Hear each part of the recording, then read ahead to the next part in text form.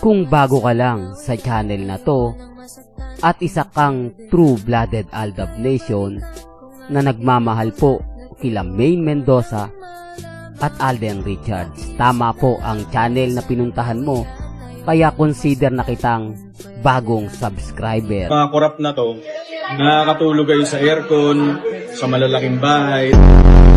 That's why I'm all for the movement against corruption. Kasi sila, huli pero di kulong. Eh yung iba, huling-huli na, ba't di pa rin nakukulong? Kahit ano pang nangyayari, kahit nilalaman tayo ng ibang tao dyan, sa mga tao doon, we deserve better. Welcome back mga kaaldab. Ito na naman po ang inyong lingkod, si Mr. Destiny. Well, sabi nila mga kaaldab, ito daw po yung video. Ang ibig kong sabihin mga kaaldab, nung unang in-upload natin, photos lang. Marami nagsabi na, picture lang yan, in-edit mo lang yan. Siyempre, ganun yung kalalabasan.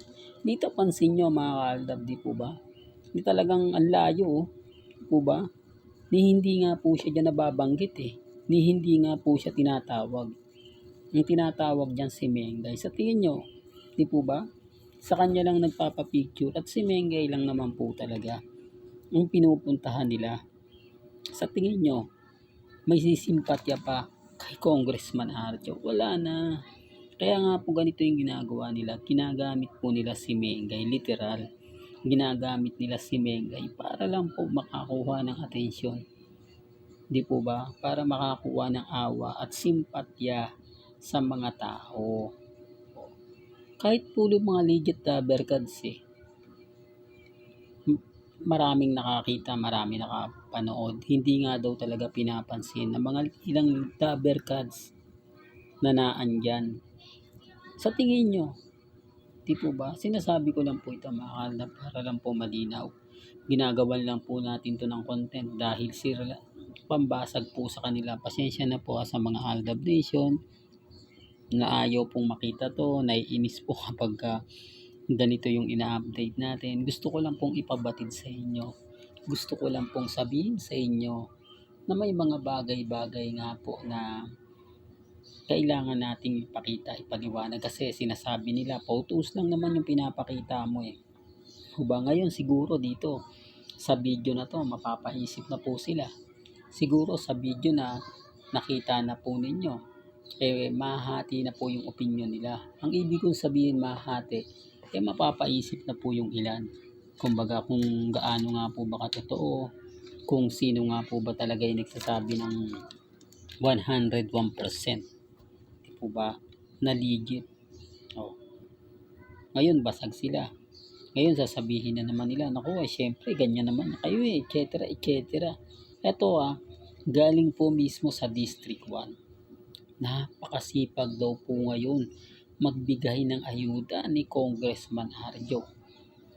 Kumbaga mas maaga o mas pinaaga niya pa ang Pasko sa mga taga District 1. Talagang bumabaha daw po ng pamasko ang Distrito 1. Yan galing po mismo yan sa nabibigyan, nabiyayaan ni Congressman Arjo.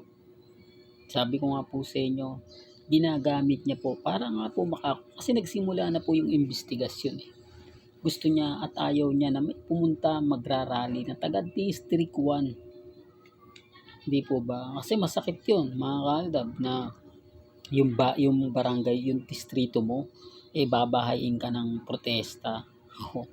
Diba? Common sense na lang po. Kaya nga po ganun ang ginagawa niya. Kaya yung tanong, bakit wala si Mengay? Bakit hindi namimigay ng ayuda si Mengay?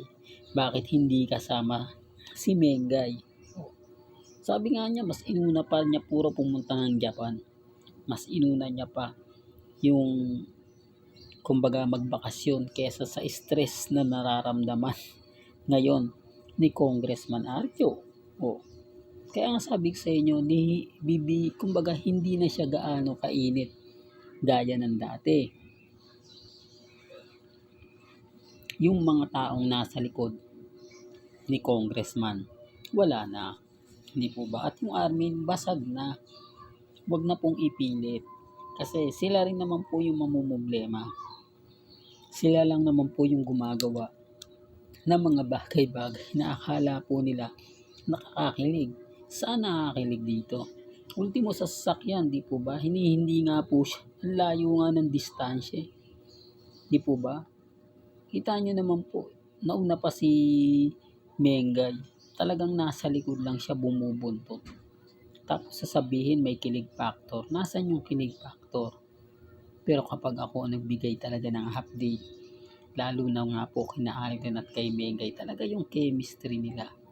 Talaga yung saya nila. Talaga yung masasabi mong hindi mo talaga makakalimutan.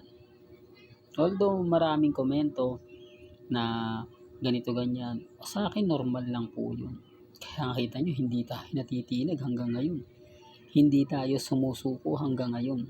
Hanggat na andyan po ang mga mamis, mga titas, mga senyor, never po akong matitinag. Never po tayong magpapa-apekto at never po tayong magpapadala sa mga gusto nilang maganap, gusto nilang mangyari. Sa ngayon mga kaaldab, ang daming mga kwento po na lumalabas. Di po ba? Dahil sa mga ganitong video na wala naman pong katuturan. O pasensya na uli kayo mga kaaldab ba? Eh wala palang katuturan Mr. Destiny. Bakit? Gusto ko lang pong isampal. Gusto ko lang pong iparamdam sa lahat po ng mga nagpapasa sa atin ng video, mga picture, na tingin-tingin din. Di po ba? Hindi porket magkasama, masaya na. Hindi porket dumikit, ayos na. Di po ba? Dahil nga po may issue na hiwalayan ko no na magaganap kay Mengay at kay Congressman. Dahil nga po sa flood control.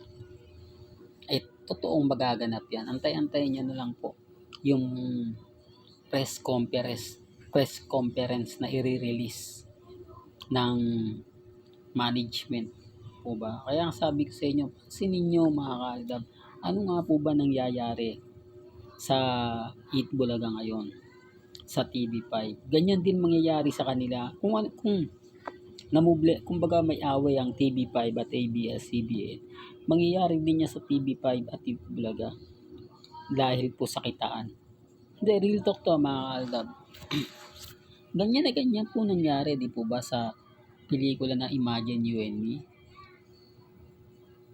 na marami nagtaka, maraming nagulat, di po ba? Eh, babalik ko lang po. Sabi nga po nila, nag-top ratings, number 1 ang Aldab movie. Pero bakit hindi nasundan? Samantalang ang mga Katnel, Jadine, Liz Gwen, sinundutan kahit hindi naman kumita. Ganun din ang GMA Artist Center o GMA Films. Pero bakit ang Aldab kumita naman, international pag ginanap, hindi nasundan?